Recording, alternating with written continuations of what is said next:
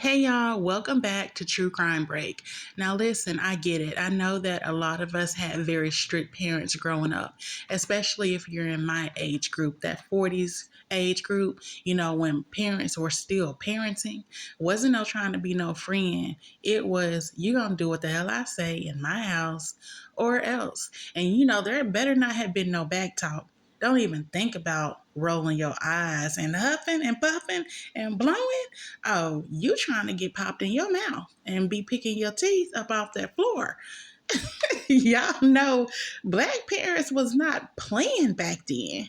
So I know that at some point, a lot of us probably uttered the words, I'm never going to be this type of a parent. When I get grown, when I have kids, I ain't never going to treat my kids like that, or we thought it anyway. But you know what they say, when you spare the rod, you spoil a child. And a spoiled and unruly child becomes an undisciplined adult.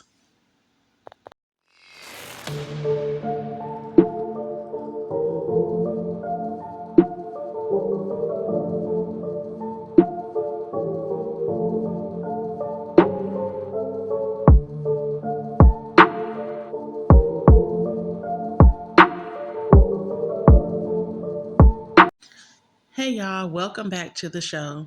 So, in today's show, I'm going to be discussing Drameka Yvonne, better known as Nikki Whitehead. Now, Nikki was born literally in prison. Her mother, Linda Whitehead, was in prison on a drug possession charge, and she gave birth to Nikki in prison.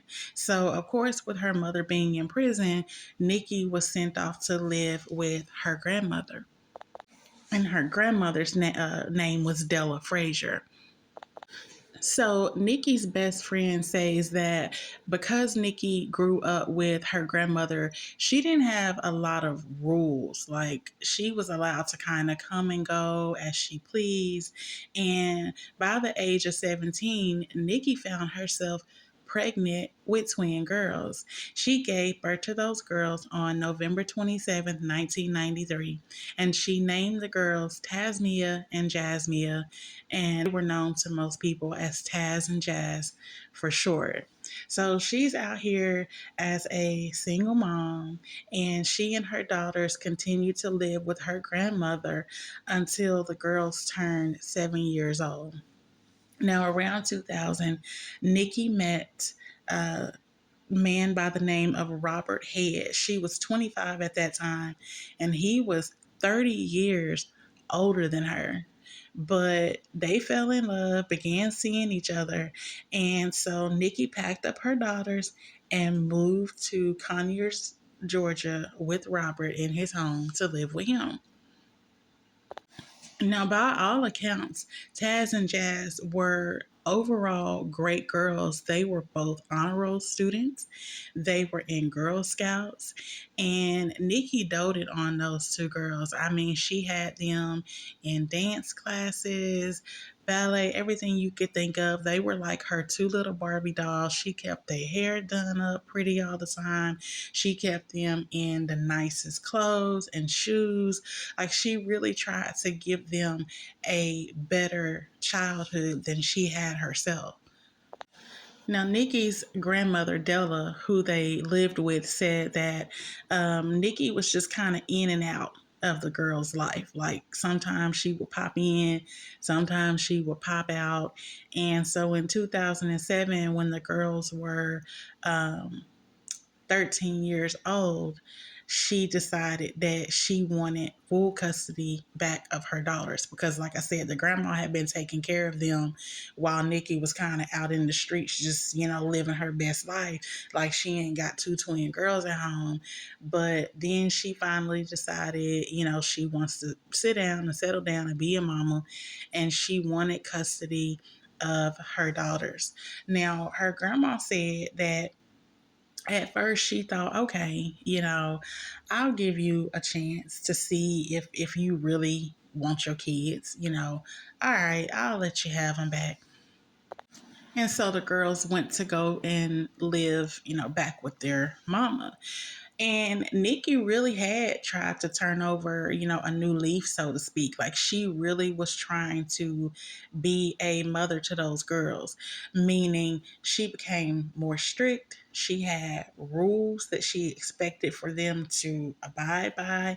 And her twins, who had hit high school at that point, they weren't having it. They're like, you don't get to come into our life now and try to tell us what to do. You ain't been here all this time, so we don't got to listen to you. You know how teenagers are when they think they, smelling they little piss, smelling they little ass, they little bodies done started to form and develop, and they got little boys sniffing all up under them, so they thinking they mama can't tell them nothing now. And Nikki is like, well, y'all are living with me. I'm the adult. I'm the HBIC up in here, and y'all gonna do what the fuck I say. And that's just the end of discussion. So the girls absolutely did not want to live with their mama. They wanted to be back with their grandma. And why wouldn't they? Grandma, as she had with Nikki, pretty much allowed them to do what they wanted to do. It was a lot more lax over there. Y'all know these kids can get over on grandmas. Our mamas and stuff was hella strict with us, but they let these grandkids get away with murder a lot of the time. And that's why the girls wanted to be with their grandma, because she was not as strict as Nikki was now trying to be.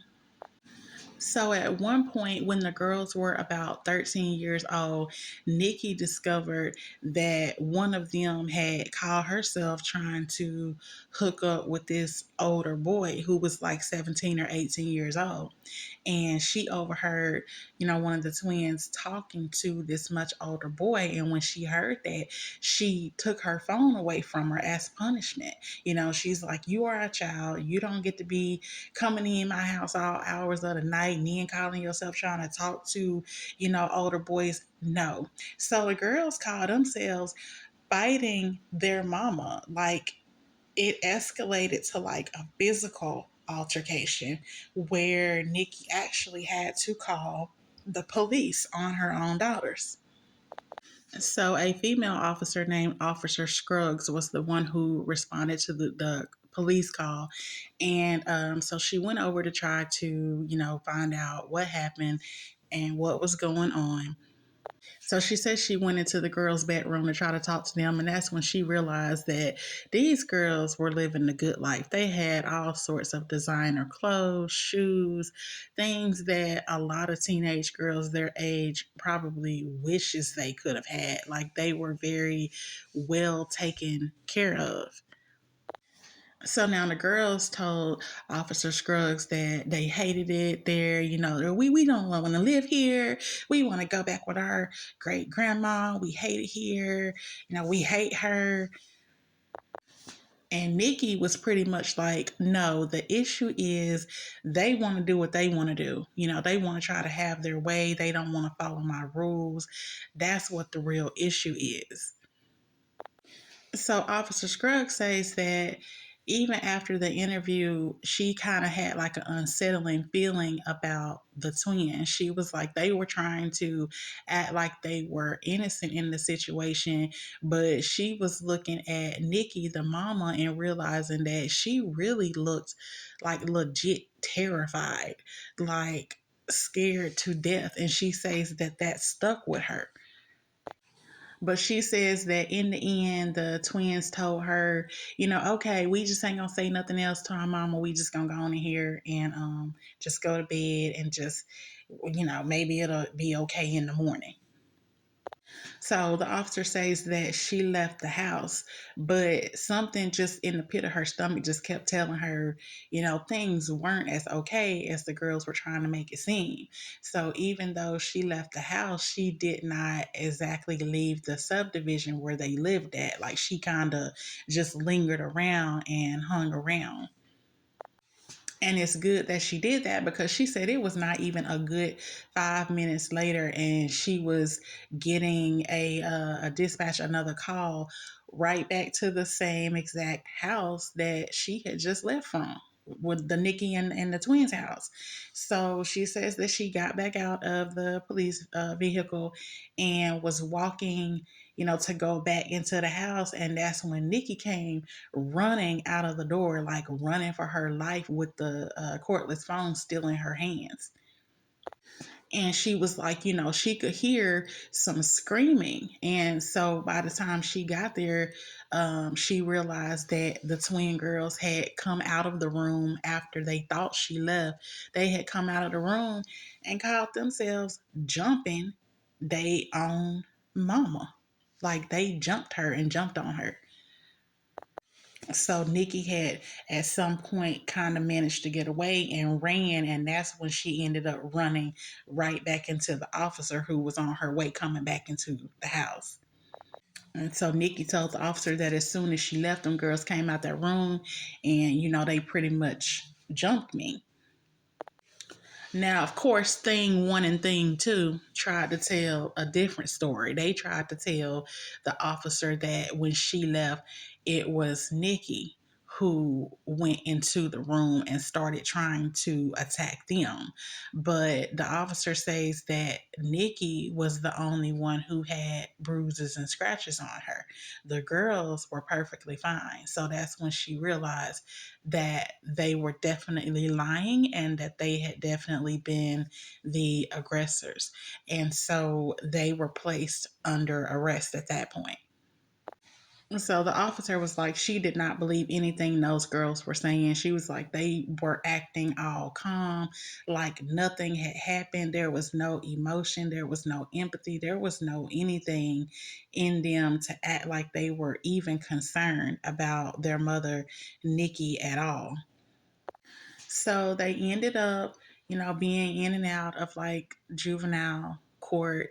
And at some point, they were ordered, the twins and Nikki were all ordered to do family counseling. Now, a lot of Nikki's family knew about the turmoil and everything that she was going through with those girls. They knew how much those girls hated their mother and absolutely did not want to live back with her. But they kind of also brushed it off as maybe it's just, those teenage emotions. If you have never raised a teenage girl, and I have, let me tell you, it's a whole different experience. Like it is not for the weak, okay? Like you, at some point, it goes from being my precious little baby girl to, but what you trying to do? You trying to fight or what? It kind of reminds me of remember the Bernie Mac on Kings of Comedy when he was like his little niece, looked at him like he was short or some shit, and he like, what your little ass trying to do? Like looking at me like you want to fight? Like, so they just thought that, the girls, the twins are just being, typical teenagers, just rebelling, trying to see what they can get away with, just trying to see how far they can push her. But things never did get any better. As a matter of fact, they only continued to escalate and get worse.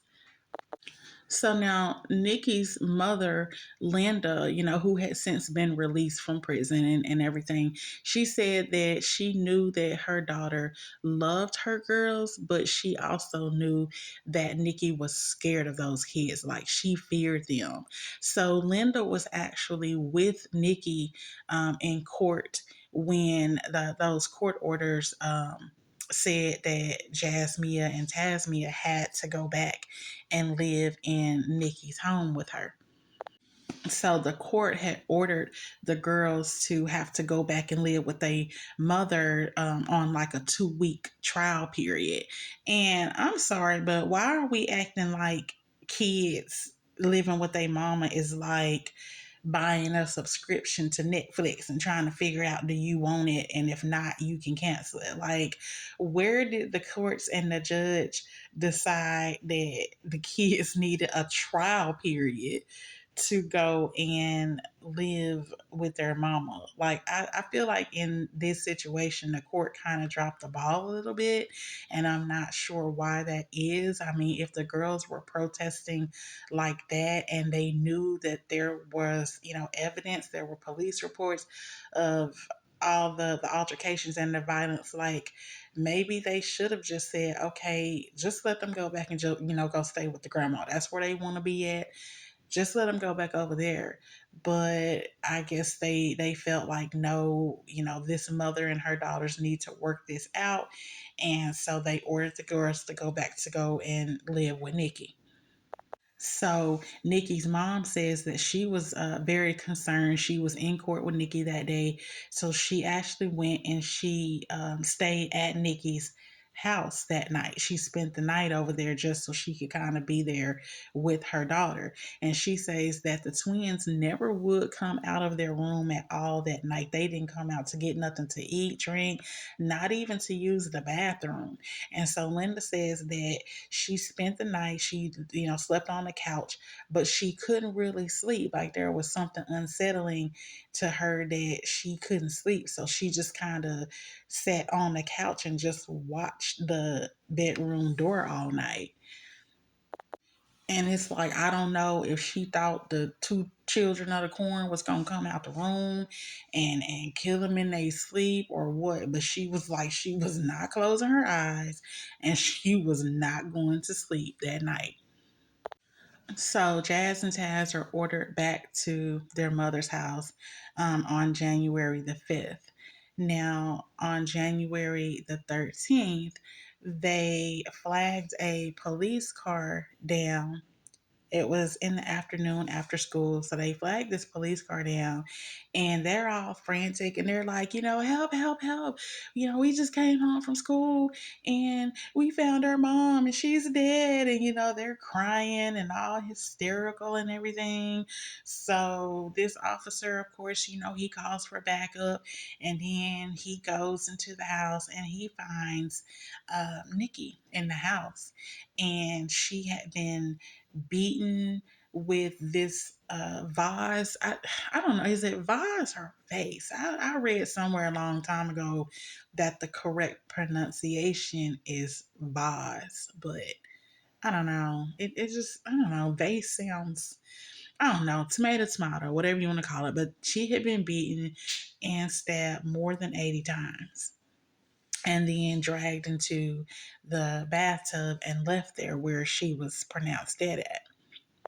And of course, nobody is suspecting that these two, innocent little girls, would have done anything like that to their mother. And anyway, the twins told the police this story about Nikki having another boyfriend. Like, basically, they were trying to be like, mama got these different men, and one of the guys had caught her talking on the phone to another man and got mad and they had argued about it. So they gave themselves kind of an alibi and put the crime off on somebody else who we will later realize didn't even exist. So the police say that it was like the bloodiest crime scene that they had ever been to. They said that as soon as you opened the door, you could immediately smell like the copper iron scent of like blood in the air.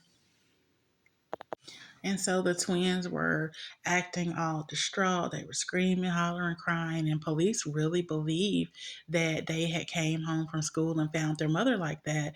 So, they were trying to comfort them. They were trying to do whatever they could to, what I'm saying, to get them to calm down. And then they asked the twins to pretty much, describe what happened. And so the twins began to describe. So Tasmia says that she heard her sister Jazz screaming. And so she said that she went in and she saw, blood all over the floor. And then she said that there was blood in front of the front door, like a line of blood, like somebody had dragged her mama into the bathroom, like something you would see on TV. Like that's how she's describing it. But then the police said they began to get a little suspicious as they noticed that the girls were really kind of describing it in so much detail that it was almost like they were detailing how it was actually done, as if they did it themselves. So, as the girls are sitting in the police interrogation room after they're taken down to the station, I mean, they are really putting on such a show. They are crying, they rocking back and forth, they hugging and kissing all on each other, like, two sisters, and especially twin sisters, roommates, would be trying to comfort each other. And none of the police officers were even thinking at first that these girls could have done this, but their behavior just started to become a little bit too suspicious to the police detectives.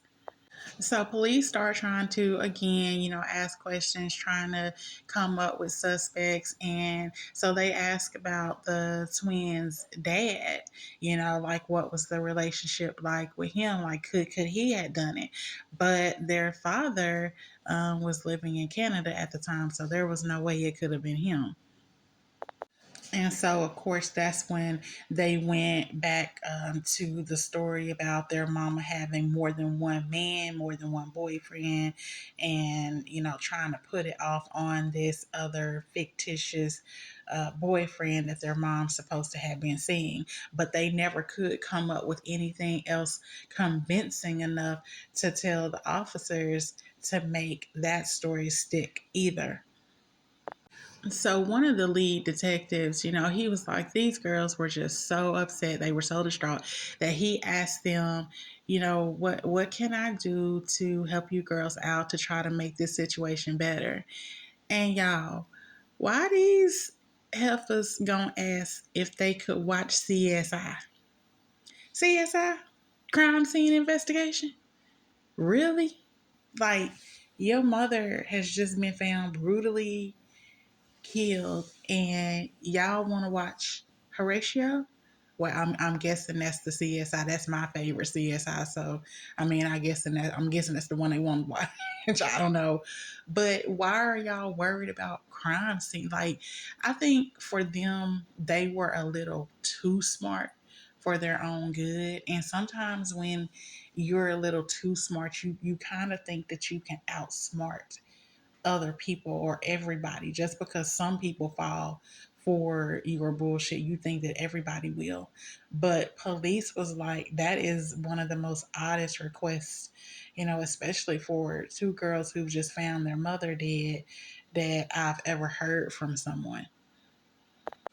So, in addition to them wanting to sit down and watch, TV, they were also not showing any form of sympathy, empathy, and I mean, in spite of all of their crying and rocking and all that, their attitudes just did not display that they were really as upset and sad as they were trying to let on. As a matter of fact, one of them was seen looking directly at the cameras in the interrogation room, like they knew that they were being recorded. And so they wanted to really, lay it on pretty thick to make people think that they were really just on the verge of just losing it. And so during the interview, when one of the officers was, trying to ask them about their mom and ask them, what was your relationship like with your mom? They were being like rude and giving negative criticisms of their mom. Like they couldn't even come up with any good statements to say about their dead mother. Like they were insulting her. And so that definitely raised a lot of eyebrows. And so at some point during the investigation, one of the officers noticed that they had not taken gloves off of their hands. Like they were inside the building, but they still had these gloves on. And so they asked them to, why don't y'all take these gloves off for a minute? And they took them off, and that's when they could see a lot of cuts and marks all over their hands. So, the officers are like, what happened here? Like, how did y'all get these cuts and stuff on y'all? And So one of the twins was like, "Oh, we got into a fight with each other. Like we twins, we sisters, we fight all the time, and we got into this fight. I scratched her, she was scratching me. It was one of those types of things. Trying to put it off like they did that to each other." So while they are being questioned at the police station, of course, crime scene investigators and everybody are back at the house, and they're, of course, taking photos and, looking at all the evidence because it was like really a bloody mess in that house. And so there was just so much that was looked at as evidence. And so the officers were told that there were a couple of pairs of shoes that belonged to the girls that they noticed that had blood on them. Now, one of the detectives also says that another thing that he found odd was that there was a clump hair, like hair that had been ripped out of somebody's scalp, and it was like a big wad of hair. And y'all know how black people, y'all know how we are about hair. Like we don't even like to just throw our hair in the trash can or nothing, like that. We just don't do that. And so the hair had been ripped from Nikki's scalp, but it was wrapped inside of like some toilet tissue and stuffed down inside the pair of shoes that had the blood on them that was in the shoebox. And they also noticed that while there was so much blood all over certain parts of the house, at other parts of the house, it was like completely clean, especially in the bathroom where Nikki was found. Like somebody had tried to clean and cover up their tracks. So, with that evidence, the police quickly started to realize that, these girls did this shit. Like, they trying to tell us some mess about Nikki having, another man or whatever, but it's becoming quite clear to us that they are the ones who did this. And so they felt like they were never going to get the real story out of them by questioning them together. So when they got back to the police station, they separated them so they could question them separately. And it was just other little things that they were lying about. Like they told the police officers that they had missed the school bus that morning, so that they had actually had to walk the whole way to school. But unbeknownst to them, there were surveillance cameras and surveillance videos that they were caught on. And they actually had walked to a certain point, but they hitched a ride and were on video surveillance camera getting into the car of someone and being dropped off at school. So they didn't walk to school like they said. And so the officer says that as he kind of kept, catching them in these lies, the more he kept asking questions, the more defensive they started to get. Their attitude started to be, what you asking us this for? I just told you we walked and all of this. Like they started to become really defiant. So now, as they are being questioned separately, one of the twins asked the officer who was talking to her, and this was a black woman officer, by the way. And so one of the twins is like, "Y'all think we did it, didn't you?" And so the officer was like, she played it off like, "Girl, no, who said that?" My Portia boy, who said that? She like, "No, why you think that?" And so the twin was like, "Well, what y'all keep on asking us all these questions for?" And so the officer is like, "Oh, we're just being thorough. We just have to ask these questions." But no, by no means do we think that you girls had anything to do with this. Lies. That guilty conscience started to come up out of sis like real fast. But even though police suspected him, their evidence was pretty much circumstantial, and so they had to let the girls go. And so they were released once again back into the custody of their great grandmother. And so for the next 4 months, they were out there just living, footloose and fancy free, as they say. Just, I mean, really living their lives like nothing happened. They were going to school, acting like just two happy, carefree, teenage girls. They both went to prom. Like, life was great to them. They felt like they had fooled everybody, they had fooled the police and gotten away with murder.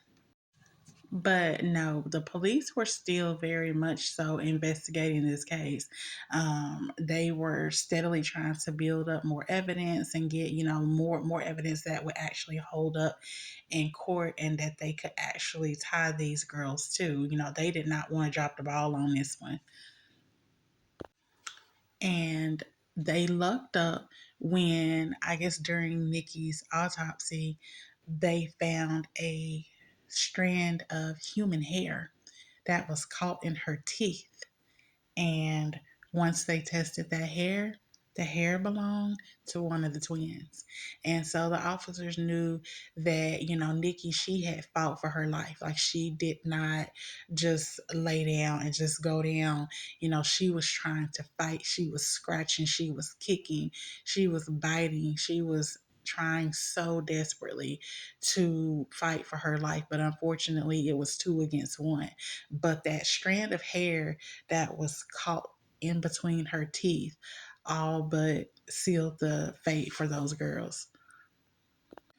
So now that they had, enough probable cause, enough evidence and everything to tie to the girls, they waited until the last day of school in May of 2010, and they went and they arrested them. One of the girls was arrested at her grandmother's house, and the other one was arrested in school. And they wanted to, make sure that they got them before the school year was out, because they didn't want them to try to leave, to run off, to, what I'm saying, flee the country, to avoid being held accountable. And I think that that's one of the problems with them, was these girls had no accountability at all. At any point in their lives did they know the word accountability, and they just assumed that they could get away with everything. So, that finally came to an end, and they were both arrested. And of course, they both immediately pleaded not guilty to the charges.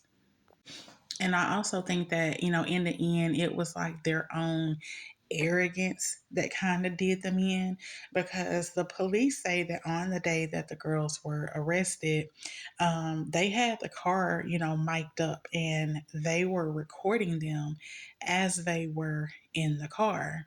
And so the girls was in the car like, this some bullshit. Like, we ain't even did nothing. And Jazz was actually overheard saying, they up here talking about some damn bite marks and all of this. And then Mia chimed in and was like, and I sure want them to show me a murder weapon with my fingerprints on it. Show me. If you can do that, then you can pin something on me. But until then, ain't nothing to say I did this. Like, they were so arrogant and just so, ridiculously bold with their comments. And the police were listening, and they were like, you can just hear the anger in their voices, but not even so much anger as more inconvenience. Like, y'all cutting into my summer break. I got shit to do. I got boys to talk to, and the mall to be at, and y'all got me up in here on some bullshit, and they were like, just listening to them, bragging about find a murder weapon, all of this. So that was pretty much like the again, the nail in the coffin, that they definitely had the right people who killed Nikki. And once police got them down to that station and they started laying out all that evidence, though, all them stories started changing, okay? And they started singing, you hear me?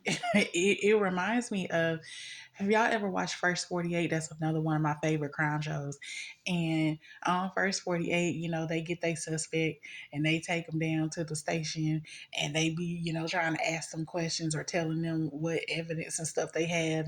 And the dudes, I mean, I ain't do that.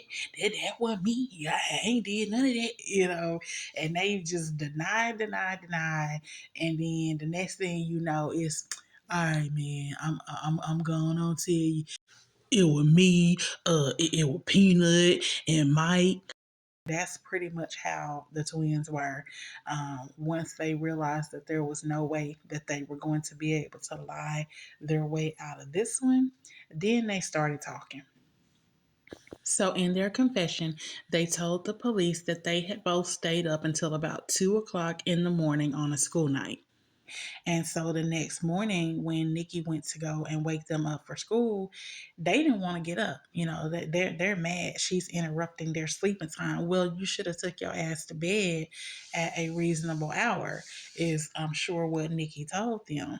And so they got mad. They were angry that she was trying to force them to get up and go to school. And so once again, they both attacked her. They jumped her and, like I said, beat her, stabbed her, dragged her into the bathroom, and then left and went to school like nothing happened. But them going to school was really their alibi, you know, so that they could claim, well, we were at school all day and we just went home and found her there.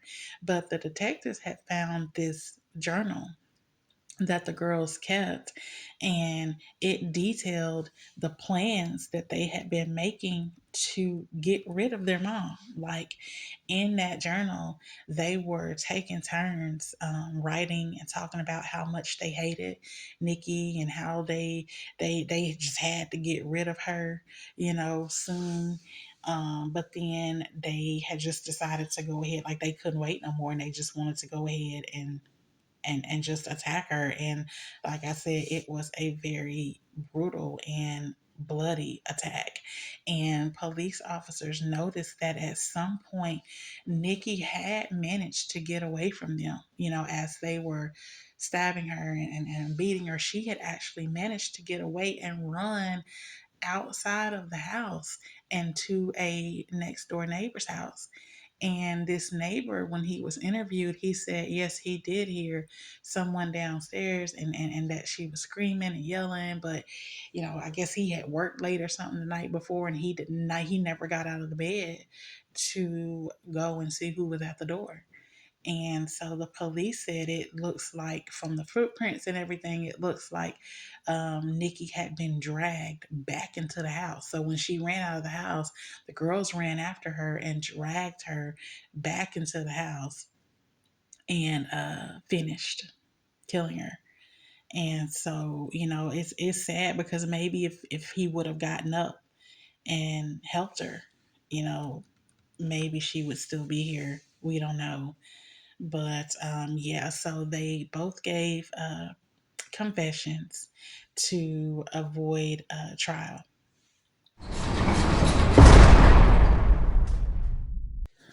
In January of 2014, Tasmia, who they were tried separately, so Tasmia went on trial first. She pleaded guilty to voluntary manslaughter and was sentenced to 30 years in prison. And then 1 month later, on February 7th of 2014, her twin Jasmia pled guilty, and she got the same sentence. So the twins were incarcerated at separate prisons within Georgia's Department of Corrections. Tasmia is serving her sentence in Pulaski State Prison, and Jasmia is serving her sentence in Arendelle State Prison. Now, they were both eligible for parole in 2017. However, as of 2021, both of them still remain in prison.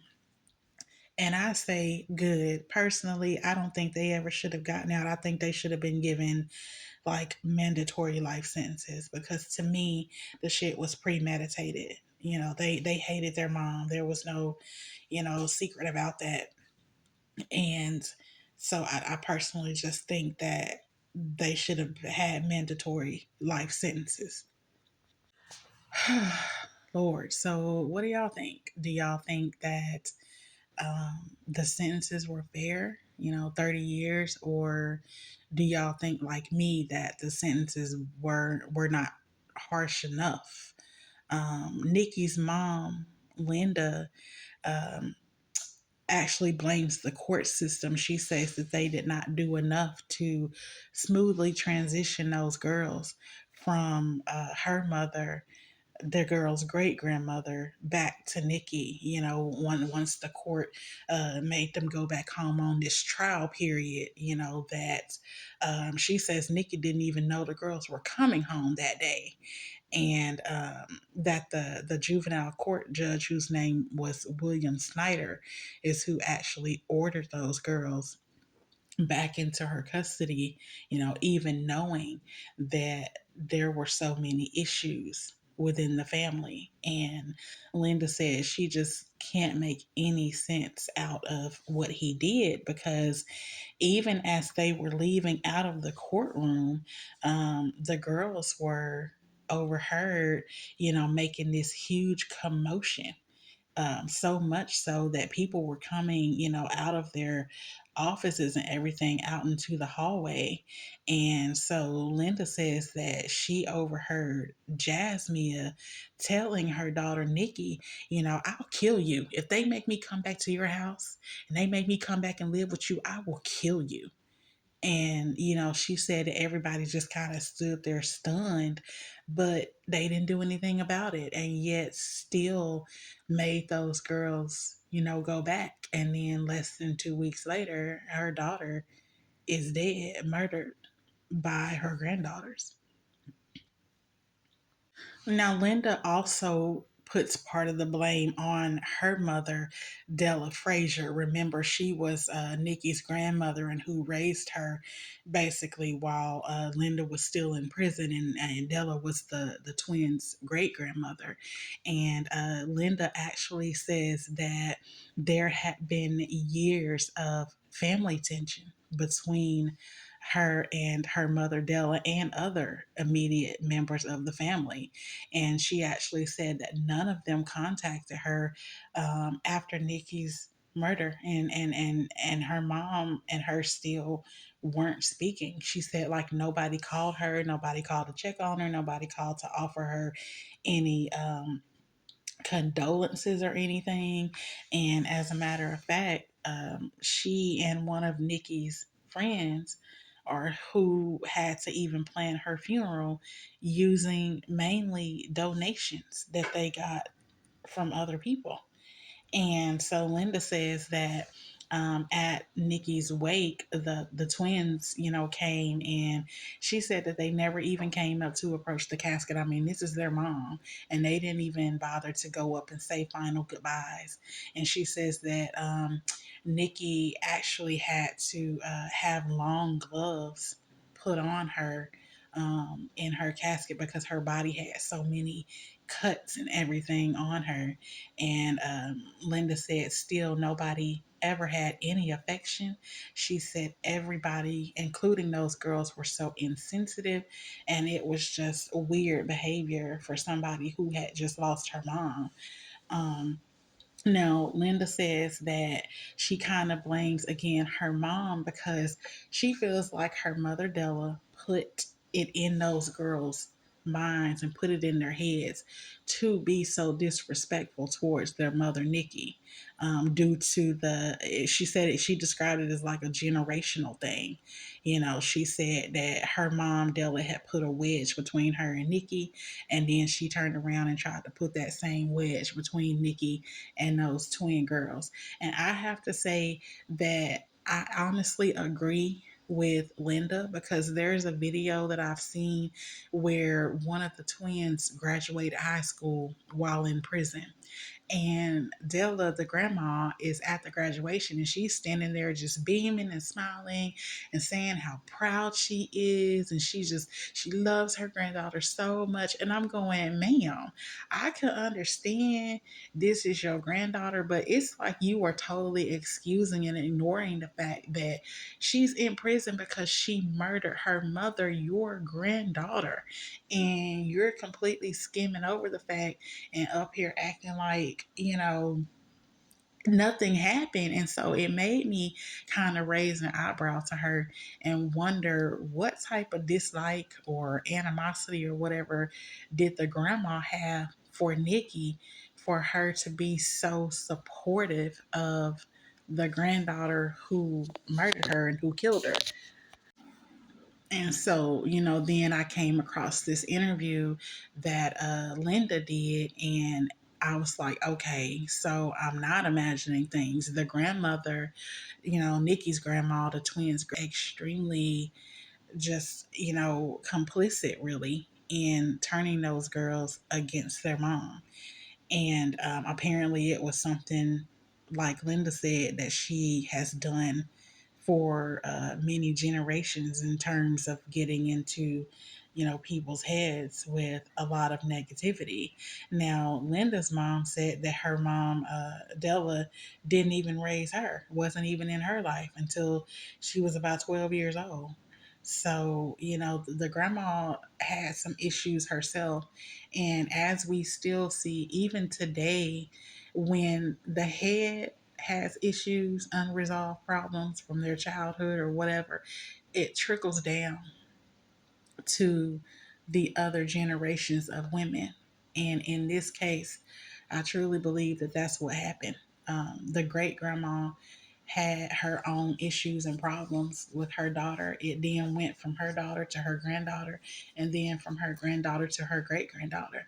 And black women, we have to do better. I mean, we out here, we all we got. So if we turn it on each other within the family, like, how can we expect for anybody else to care about us, love us, when we can't even get it together within our own families? And I know Black people are not the only people with family issues, but I myself have even seen it even within my own family. How, again, yes, my great grandma had her issues. It trickled down to my grandmother.